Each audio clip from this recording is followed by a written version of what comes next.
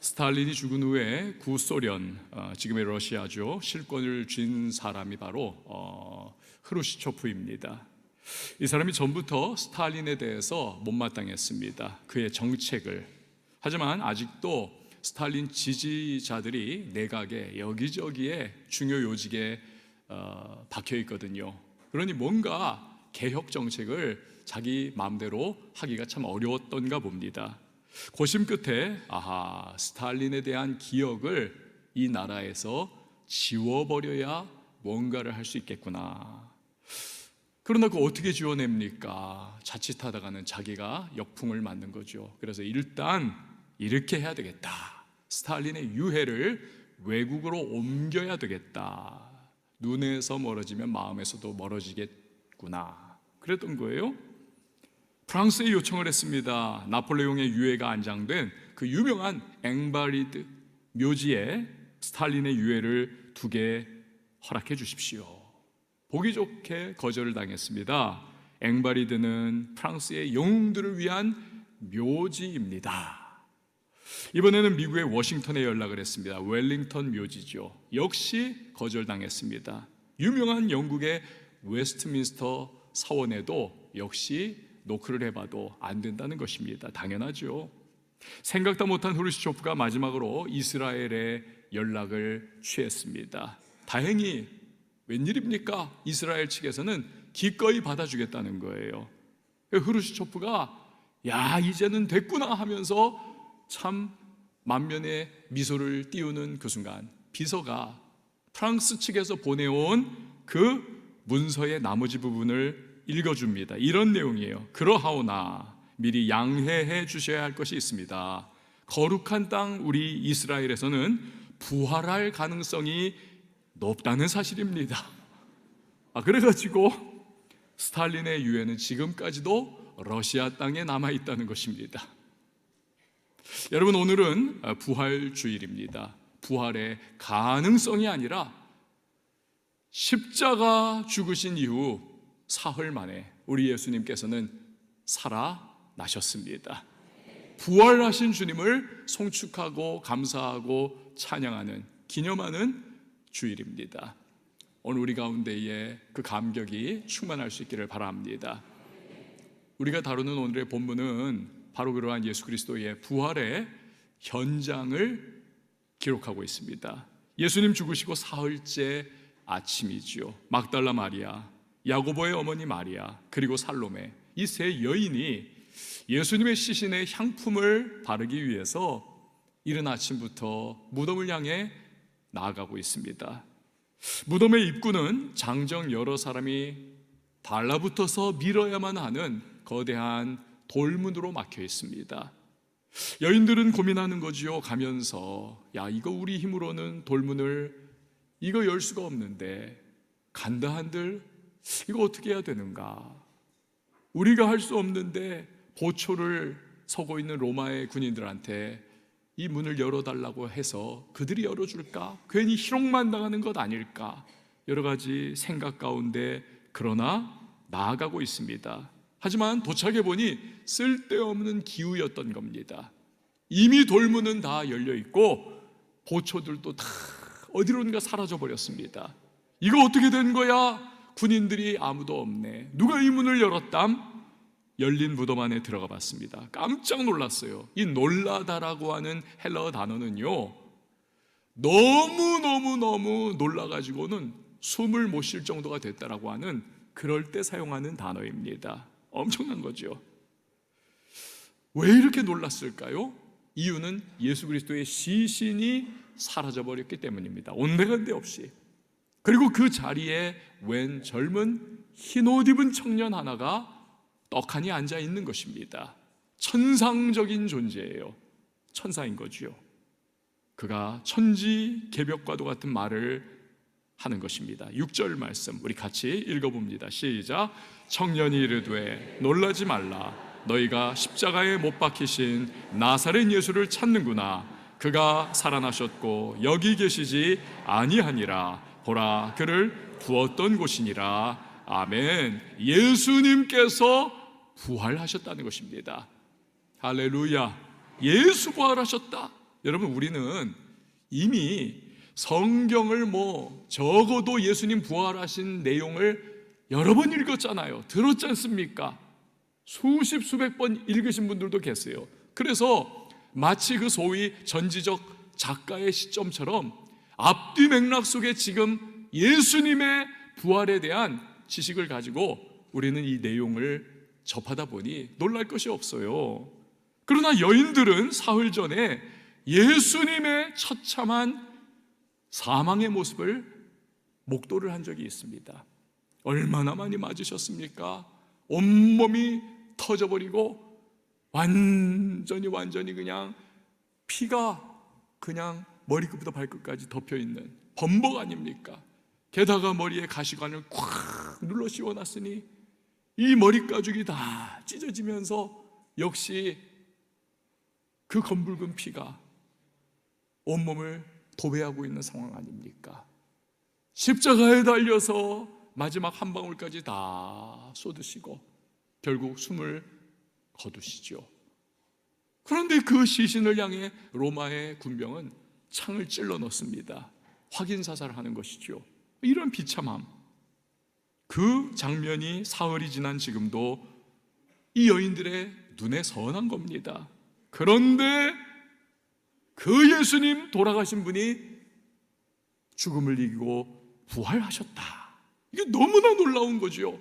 너무나 깜짝 놀랄 수밖에 없는 기절초풍할 일이 아니고 무엇이겠습니까? 사랑하는 여러분, 우리가 믿는 기독교 신앙에는 특징이 있습니다.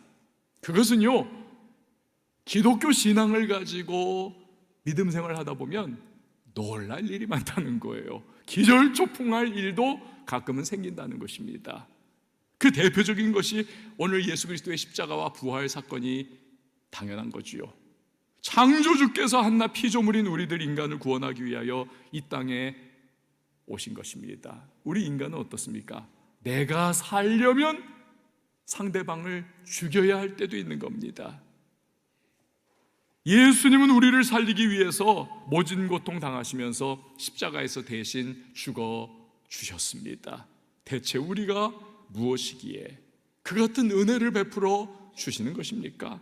게다가 그는 죽음을 이기고 부활하셨습니다. 이로써 그를 믿는 자 역시 죽음을 이기고 영원한 생명을 누리게 된다는 것을 그가 부활로 확증해 주신 것입니다. 이 얼마나 놀라운 은혜요, 놀라운 사건인가요? 그뿐 아닙니다. 하나님은 한낱 피조물인 우리들을 향해서 야, 너희 나를 아버지라고 불러라. 그래서 우리는 하나님을 향해 아빠, 아버지 부르면서 기도할 수가 있어요. 아버지 하면서 기도하면 하나님께서 우리에게 그래 하면서 응답을 주시는 것입니다. 능력을 베풀어 주시고 때로는 기적과도 같은 역사를 우리에게 허락해 주시는 것이지요. 여러분, 하나님은 언제나 우리의 구하는 것이나 생각하는 것에 넘치도록 그 놀라운 응답을 더 허락해 주심을 믿으시기를 바랍니다. 우리가 신앙생활 하다가 놀라는 거예요. 야, 하나님이 이런 일을 해 주시는구나. 깜짝 놀랄 때가 한두 번이 아닌 것입니다.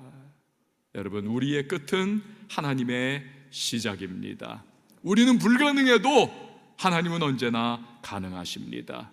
이게 우리에게나 기적이지 전지전능하신 하나님께는 너무나 지극히 우리가 생각하는 기적들은 상식인 거예요. 말씀으로 온 우주를 창조하셨고 만물은 그가 세우신 계획과 섭리를 따라 지금도 한치의 오차도 없이 운행하면서 여러분, 온 우주가 그 어마어마한 우주의 수많은 별들과 행성들이 충돌도 하지 않고 제 궤도를 쫙 따라서 신비한 하나님의 섭리와 하나님의 운영의 그 능력 속에 지금도 다 질서를 따라 그렇게 우주는 과거로부터 지금까지 예수 그리스도 다시 오시는 그날까지 계속되는 것이죠.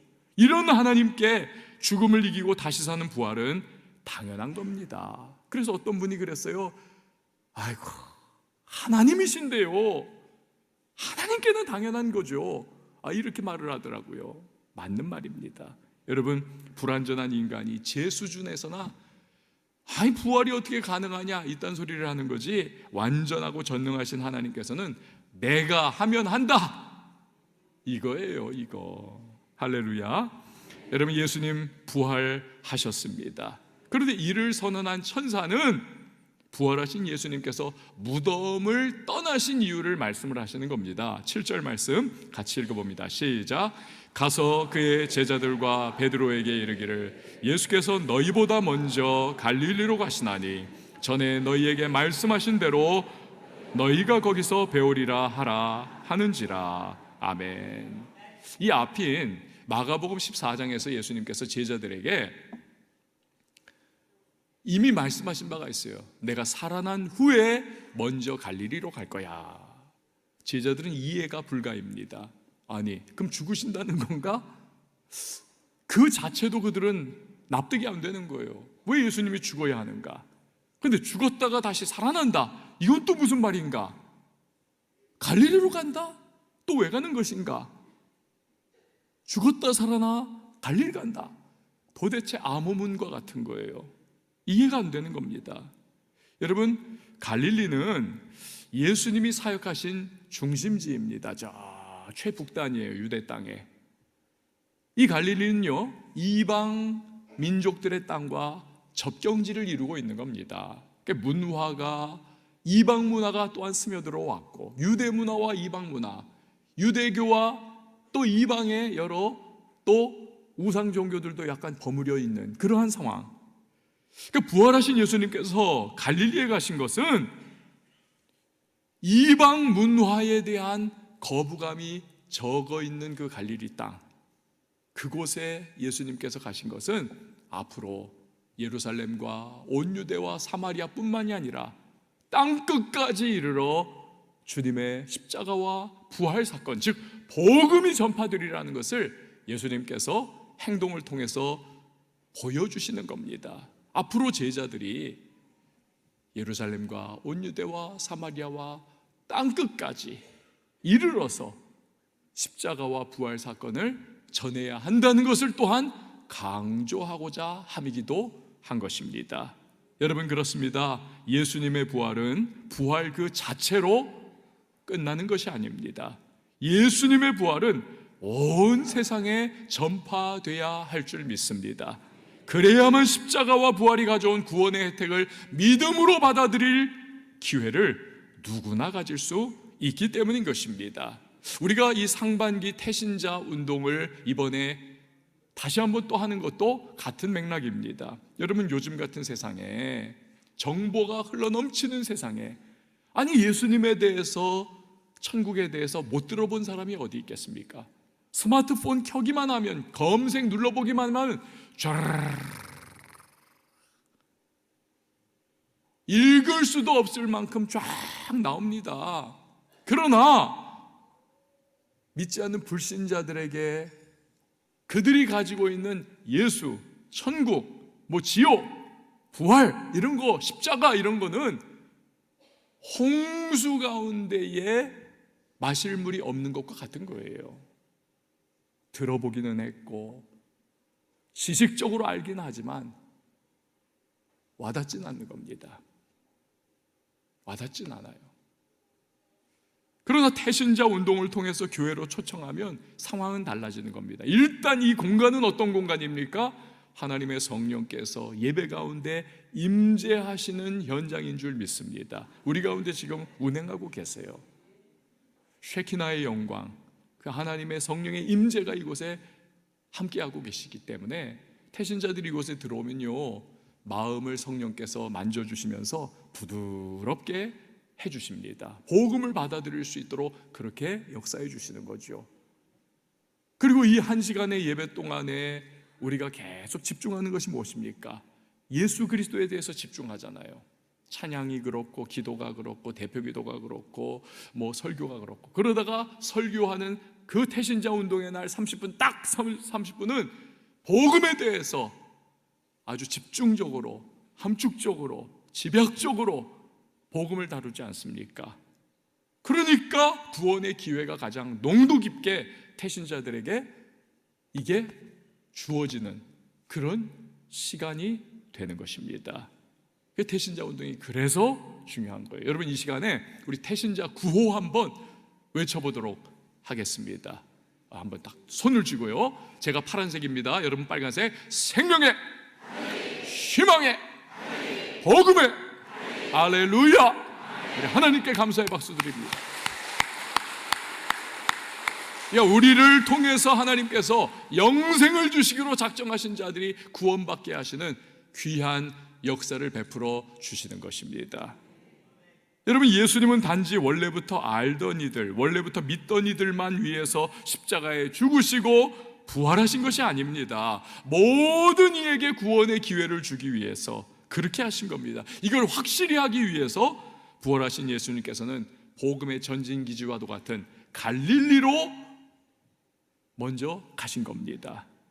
이제 예수님은 우리 한 사람 한 사람이 이방인, 즉 예수님 없이 살아가는 그 사람들을 위해서 나의 갈릴리로 가라고 말씀하고 계시는 겁니다. 거기서 부활의 주님을 전하라고 하세요. 나의 갈릴리가 어떤 분에게는 가정이 될 수가 있어요. 불신 가족들이 있는. 나의 갈릴리가 어떤 분들에게는 회사가 될 수도 있고, 친구들과의 만남이 될 수도 있고, 이웃집 누군가가 될 수도 있고, 내가 거래하는 거래처가 될 수도 있을 겁니다. 나의 갈릴리로 가서 우리도 예수 그리스도를 전하라 말씀하고 계시는 겁니다. 여러분, 이런 주님의 소원에 응답할 수 있는 저와 여러분이 될 수 있기를 바랍니다.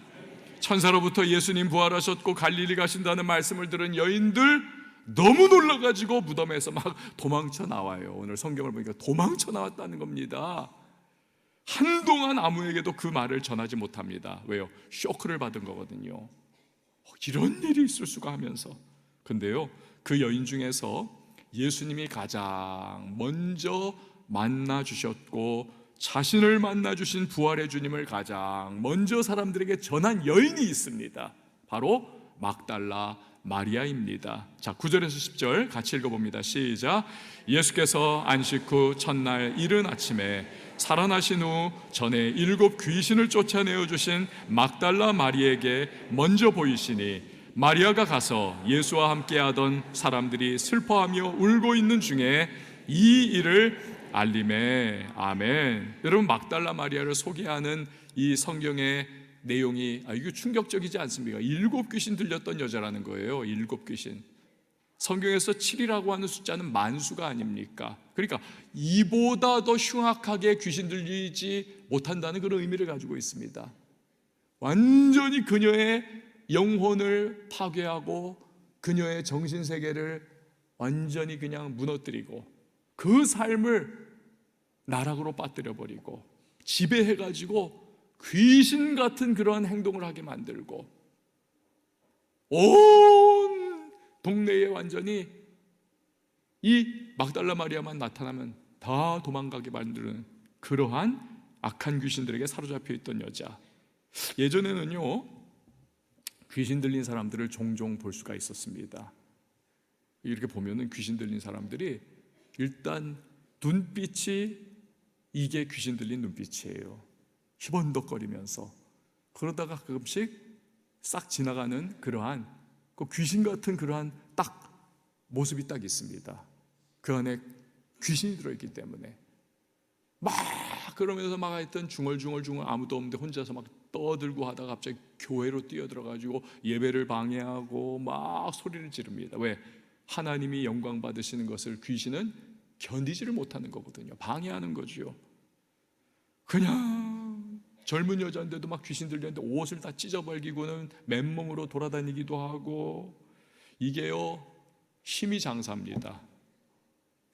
여잔데 남자 4명이 그냥 팔다리 다 붙잡고 있어도 막 휘두르는 거예요. 남자들을 막 남자들이 막 여기 던져지고 막 저기 던져지고. 여러분, 7 귀신 들렸습니다. 그러니 얼마나 그 인생이 완전히 바닥으로 떨어지고 최악의 상태 아니겠습니까? 그런데 예수님께서 귀신들을 쫓아내어 주신 거예요. 자유를 허락해 주신 것입니다. 죄의 결박, 어둠의 결박을 주님이 풀어 주신 것입니다. 그러니 얼마나 감사해요. 내 삶을 다시 찾아주신 주님, 그러니 막달라 마리아가 얼마나 열심히 예수님 쫓아다녔겠습니까? 그 말씀을 얼마나 사모했겠습니까? 아멘 아멘 하면서 은혜 받고 눈물을 흘리고 그 누구보다도 더 주님께 감사했겠죠. 최선 다해서. 부활하신 예수님도 그녀에게 가장 먼저 나타나십니다. 사복음서, 즉 마태, 마가, 누가, 요한복음을 보면요, 다른 여제자들은 예수님의 십자가 순환의 현장에는 이름이 기록되기도 하고, 그런데 또 부활의 현장에서는 이름이 기록 안 된 사람도 있어요. 반대로 부활의 현장에서 부활과 관련해서는 이름 기록된 사람도 있는데 십자가 순환에 관해서는 기록 안 된 사람도 있어요. 그러나 막달라 마리아만큼은 마태, 마가, 누가, 요한 이 사복음서의 십자가 순환과 부활 사건에 영락없이 어김없이 모두가 다 그 이름이 기록이 되어 있습니다. 막달라 마리아만큼은. 그래서요, 성경학자들 중에는 이런 말을 하기도 합니다. 남자 수제자는 베드로고 여자 수제자는 막달라 마리아다. 여러분, 사람들은요, 누군가의 과거를 완전히 잊어버리지는 못합니다. 잊어버린 것 같아도 떠올라요. 그래서 함께 밥 먹고 함께 만나고 심지어는 함께 교회 생활을 하다가도 은근히 마음속으로는 네가 옛날에 내 돈 떼먹었지, 그게 여기 박혀 있습니다. 네가 옛날에 나 힘들게 했지, 네가 옛날에 이러한 죄 졌잖아. 이 과거의 흔적을 완전히 털어버리지를 못합니다. 용서해야지 용서해야지 하면서도 진짜로는 용서를 못하고는 합니다. 부활의 주님이 일곱 귀신 들린 이러한 마리아를 제일 먼저 만나주셨다는 것은 무슨 뜻입니까? 그녀의 과거를 완전하게 잊어버려 주셨다는 겁니다. 그녀의 귀신 들려 피폐해졌고 하나님을 대적했었던 그 과거의 추하고 더러운 모습을 예수님께서 완전히 기억에서 지워버리셨다는 것을 의미하는 것입니다. 새로워진 막달라 마리아, 변화된 막달라 마리아, 부활적 인생으로 살아가는 막달라 마리아 되었다는 것을 확증해 주시는 것입니다. 여러분, 이것은요, 막달라 마리아에게만 해당되는 것이 아닙니다. 저와 여러분에게도 해당되는 것입니다. 고린도후서 5장 17절 말씀 같이 읽어봅니다. 시작. 그런즉 누구든지 그리스도 안에 있으면 새로운 피조물이라, 이전 것은 지나갔으니 보라 새 것이 되었도다. 아멘. 우리 사람은 한계적 존재가 아닙니까? 그러므로 사람에게 100% 내가 인정받으려고 한다, 용서받으려고 한다, 받아들여지려고 한다, 여러분, 좋은 거지만 그걸 기대하기는 어렵습니다. 100% 내가 용서받고 100% 받아들여지고, 그거 기대하다가는 또 상처받습니다. 그게 사람이에요. 하지만 완전하시고 무한하신 주님은 과거를 진정으로 회개하고 돌이켜 말씀대로 순종하며 따르는 사람, 완벽하게 용서해 주시고 완전하게 용납해 주시는 분이심을 믿으시기를 바랍니다. 어떤 분은요, 자기 자신 스스로를 용서를 못해요. 내가 과거에 이렇게 실패했고 죄졌고 내가 이렇게 잘못했지, 그래서 우리 가족이 이렇게 고통받았고 내 삶이 이렇게 무너졌고 우리 친척들이 이렇게 참 어려워졌고 우리 회사가 망했었고 내 인생이 무너졌고, 그러면서 막 그 수십 년 전을 곱씹으면서 지금도 스스로를 괴롭히는 그런 분들이 계세요. 그러지 마십시오. 막달라 마리아를 완전히 용납해 주신 부활의 주님께 나아가실 수 있기를 바랍니다. 사람은 그거 못해도 여러분, 부활의 주님께서는 해주세요. 풀어주시고 용납해 주시고 해결해 주시고, 우리 마음속에 가지고 있는 괴로움과 낭패감, 패배의식과 절망감을 예수님께 맡겨드리기를 바랍니다. 아뢰시길 바라요. 그러면 주님께서 이걸 다 그 결박을 끊어주신다니까요. 자유케 해주신다니까요. 7 귀신 쫓아내주시고 부활의 주님이 그녀에게 가장 먼저 나타나셨다면 여러분, 우리에게는 왜 아닙니까? 얼마든지 우리의 과거의 실패와 좌절과 패배의식, 낭패의식, 자기 자신에 대한 부정적인 의식, 주님이 다 쫓아내주시고 풀어주시고 자유케 하시고 우리를 다시 만나주시며 우리에게 정말 부활적 인생을 살아갈 수 있도록, 새로운 인생을 살아갈 수 있도록 역사해 주실 수 있음을 믿으시기를 바랍니다. 주님은 야고보서의 말씀처럼 꾸짖지 않으시고 받아주시고 싸매주시고 위로와 회복을 주시는 분이십니다. 나아가 7 귀신 들렸던 막장 인생 막달라 마리아가 부활의 주님을 사람들에게 알리는 이가 되었듯이 주님께서는 우리에게도 새로운 사명을 부여해 주시고 사명을 따라 살아갈 수 있도록 하시고 예수 그리스도 안에서 주님이 내게 얼마나 좋으신 분이신가를 증거할 수 있는 간증의 인생을 살아갈 수 있도록 역사해 주실 줄 믿으시기를 바랍니다. 성도 여러분, 사망 권세 깨뜨리고 부활하신 예수 그리스도를 기념하는 오늘은 부활 주일입니다. 주님의 부활하심을 기뻐하는 가운데 이 부활의 생명의 은혜가 저와 여러분들에게 충만하게 임하기를 바랍니다. 막달라 마리아를 새롭게 하셔서 또한 사용해 주시는 주님, 과거를 잊어버리게 하시고 기억도 해주지 않으시는 좋으신 주님, 그 주님의 은혜가 우리의 삶 가운데 함께 하시며 우리의 인생을 복되게 하시고 간증의 주인공 되게 하시고 사명 부여하여 앞을 향해 전진해 나가는 저와 여러분 될 수 있도록 역사해 주실 줄 믿습니다. 여러분, 이 시간에 같이 기도하도록 하겠습니다. 오늘 말씀을 나눴는데요, 말씀의 내용들을 여러분 기억을 해보세요. 죽으심과 부활, 인간의 끝은 예수의 시작입니다. 부활의 주님 역사하셔서 내 안에 새로운 시작 일어나게 하여 주시옵소서. 주여, 부활의 소식을 나의 갈릴리에 전하게 하여 주옵소서. 구원의 역사에 내가 쓰임받게 하여 주옵소서. 7 귀신 들린 막달라 마리아에게 가장 먼저 나타나 더럽고 추한 과거를 완전히 용납하셨음을 보여주신 주님, 나의 실패와 과거와 부정적 생각을 용서해 주시고 새로운 부활적 존재로 살게 하옵소서. 사명의 사람으로 살게 하여 주옵소서. 여러분 기도하시기 바라요. 아울러서 이 기도 이후에 우리가 성찬 예식을 집례합니다.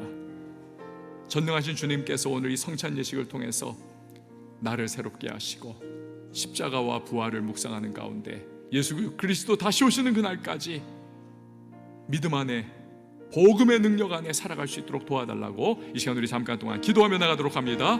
하나님 아버지, 감사를 드립니다. 죽음과 부활, 인간의 끝은 예수의 시작임을 기억해 하옵소서. 부활의 주님 내 안에 역사해 주셔서 새로운 시작이 일어나게 하여 주시옵소서.